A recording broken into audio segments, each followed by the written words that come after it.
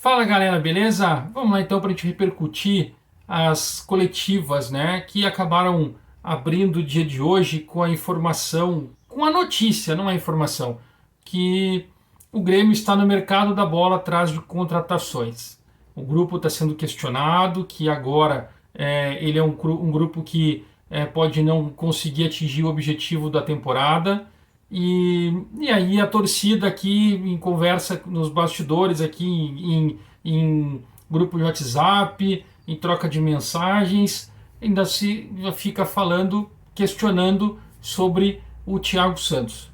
E aí a gente precisa falar sobre isso porque é o seguinte: a busca por reforçar o elenco é um pedido do próprio Roger, é uma análise, pois na análise, né, de todos do grupo do Grêmio, de todos as pessoas os que compõem a diretoria do Grêmio, a gurizada não vai dar conta do recado, ela não vai conseguir ficar e fortalecer esse time do Grêmio. O Roger ainda fala exatamente que está em busca de reforços para fortalecer, né, para qualificar ainda mais. Ele não diz que o elenco é ruim, ele fala que precisa qualificar ainda mais o grupo que tem. E aí se começa aquela discussão de que esse grupo de jovens não serve para o time do Grêmio, e eles não dão conta. E aí eu quero propor aqui uma análise do que vem acontecendo, exatamente do que vem acontecendo, e eu quero pegar esse jogo contra o Mirassol para a gente discutir a respeito. Eu quero que vocês entendam e comentem aqui. Se vocês conseguirem entender, lógico, né? Então vocês vão entender, vocês vão comentar aqui junto comigo, porque eu vou acabar respondendo. Vamos pegar aqui o que está acontecendo no Grêmio, já no treino do Roger. Mas a gente tem o histórico já dos treinos lá do Filipão e do Mancini. Os jogadores do Grêmio, nos treinos, os caras estão jogando a vida, treinando a vida para ser titular. E aí eles vão para os jogos e não conseguem exercer o que foi treinado ou fazer o que fazem nos treinos. Por que isso? Eles querem mostrar que eles têm condições de ser titular. Eles querem estar no grupo, eles querem estar na vitrine. Mesmo que o time seja ruim, tem outros fatores que podem ser demonstrados porque que o Grêmio caiu para a Série B e porque o Grêmio não está dando conta do recado. E aí o Mancini expôs isso numa coletiva, eu lembro muito bem, eu critiquei ele. Eu falei que ele queimou o grupo dizendo que ele pede no treino, eles fazem no treino, no campo eles não fazem. Por quê? Porque ele não tem um grupo na mão. E aí eu já começo a pensar de novo na história de que não é o treinador. E eu venho defendendo isso, defendi isso quando era o Thiago Nunes, depois eu defendi quando era o Filipão, no certo ponto, depois eu defendi quando era o Mancini no certo ponto, e eu acabei agora entendendo porque eu confio muito no que o Roger faz. E quando ele fala que as coisas que precisa qualificar o grupo, eu já começo a imaginar isso, porque se o grupo treinou bem e chega no campo e não faz o que foi pedido, algo está errado. Então eles estão treinando muito forte e no jogo não estou dando conta do recado. E aí não é só os jovens. Aí a história dos cascudos, os jovens, a gente volta àquela história de novo. Vamos lá então a gente avaliar esse jogo de ontem, que eu quero que vocês entendam por que o Roger, que ele não treinou, né? Ele não tinha treinado esse time que jogou. Ele apenas foi com conversas. O time que jogou contra o Mirassol não é o mesmo time que é o mesmo time que jogou contra o São Luís, né? Não é o mesmo time que ia jogar o Grenal. Então ele montou um time rapidinho e falou a respeito sobre como se comportar naquele jogo contra o Mirassol, porque ele sabia como eles jogavam, como o Mirassol jogava, né? Por uma análise. Talvez nessa análise que ele recebeu tenha um certo furo aí também, né? Para poder ser colocado e ser feito uma nova crítica, né? Que possa não estar passando as informações por completas para ele. Então, assim, está sendo questionado desde agora o goleiro Breno. E o Gabriel também, os dois goleiros por falta de experiência. E aí alguns jornalistas estão debatendo que a questão de fazer aquele tal de rodízio pode ter comprometido eles no jogo contra o Mirassol, principalmente o Breno. Mas o Breno teve uma falha. A outra ele escorregou num campo que estava muito molhado, uma bola que veio com efeito, e ele foi voltar, escorregou e não conseguiu, e acabou defendendo e a bola entrou para dentro do gol. É uma falha dele? Foi, mas ele escorregou.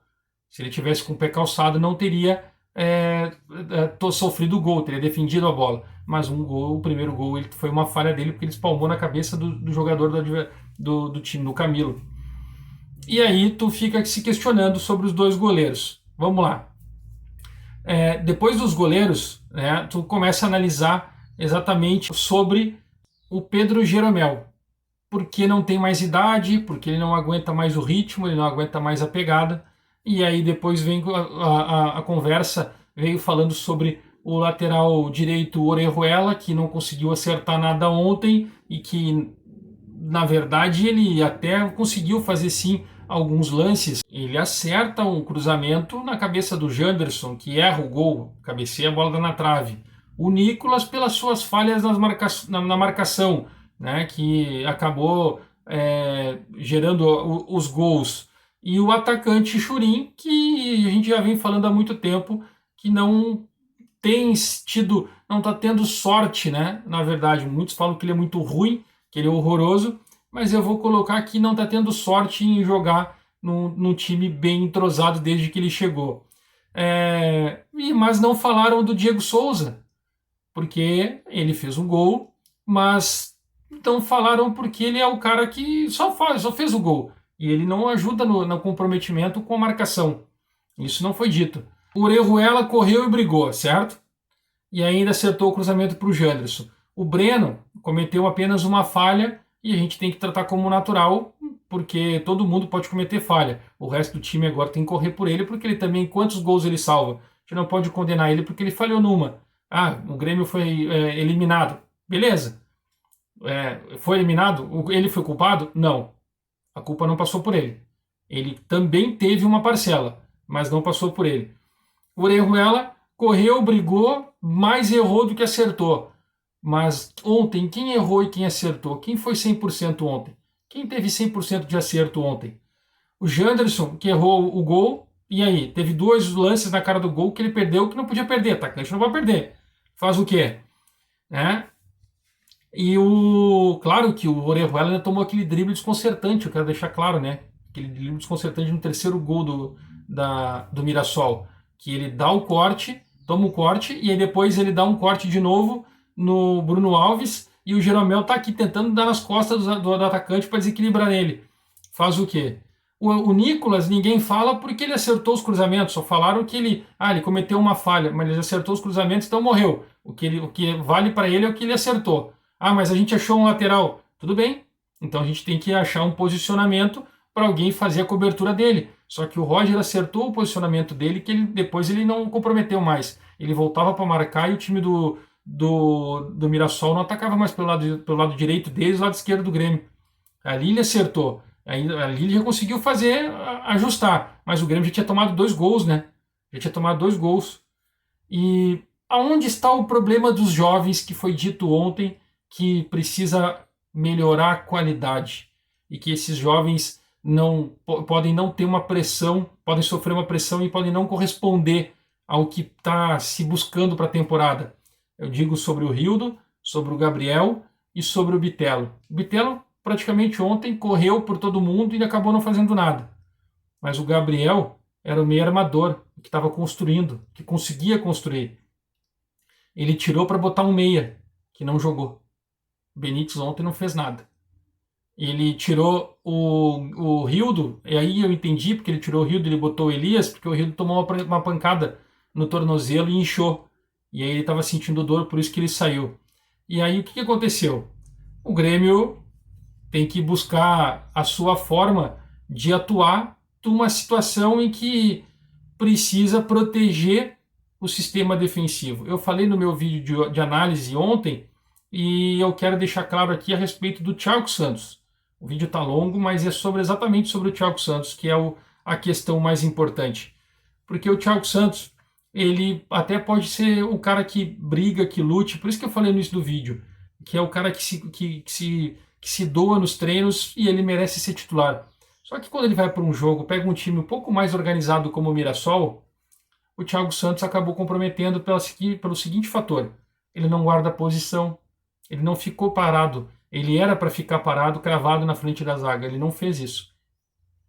E um dos gols que o Grêmio tomou, que foi uma bola cruzada pelo lado esquerdo do Grêmio, que o nosso lateral esquerdo, Nicolas, não marcou, o Bitelo vem do meio de campo, atravessa correndo para tentar interceptar o lance, eles cruzam.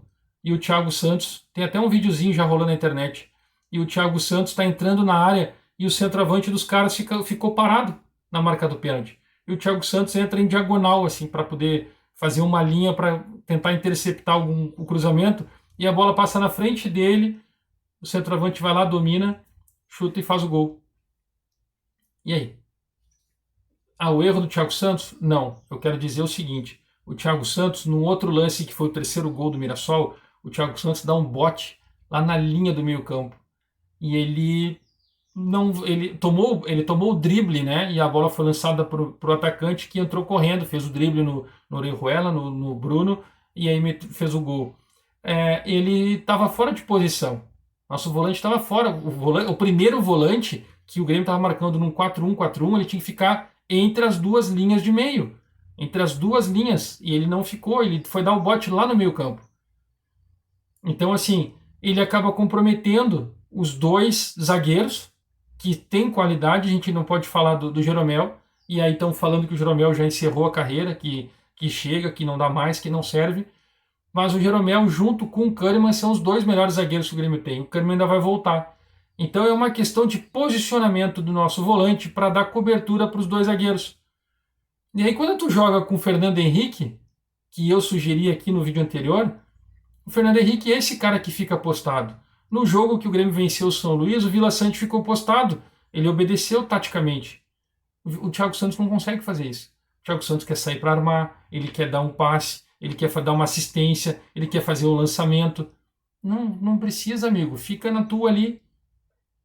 Então, assim, nós estamos aqui julgando 3, 4 posições, e o Grêmio está em busca agora, tentando buscar, tentar encontrar um lateral direito, um zagueiro, talvez um volante, né, e um meia de extrema, porque estão dizendo que o Janderson não tem qualidade, porque o Grêmio tomou o gol, foi eliminado pelo Mirassol. E aonde está o erro da eliminação do Mirassol? Você sabe me dizer? É isso que tem que ser analisado. O Grêmio não conseguiu pensar nisso ainda. O Grêmio não conseguiu analisar esse fator. Né? Só estão dizendo que os jogadores têm qualidade, mas e por que tu não determina? Se o cara não está correspondendo, bota no banco. Deixa o guri jogar. Mas ele não vai aguentar a pressão. Quem disse que não vai aguentar se tu não dá uma sequência de 4, 5 jogos pro cara? Quando ele jogou com o Vila Sante, era o Mancini, foi o melhor jogo do Grêmio. Não estou fazendo campanha para o Fernando Henrique. Estou dizendo que pode ser qualquer um outro volante que seja marcador e que tenha qualidade no passe. Só isso. Se o Vila Sante for esse cara, então bota o Vila Sante. Mas tira o Thiago Santos. Ele está comprometendo todo o sistema defensivo. E aí o zagueiro falha, o lateral falha, o goleiro falha, porque todos perdem a confiança no restante do time. É isso que eu quero passar. Chegou aí? Dá o like, se inscreve, ativa as notificações para a gente continuar trazendo vídeos para vocês aqui, Grêmio.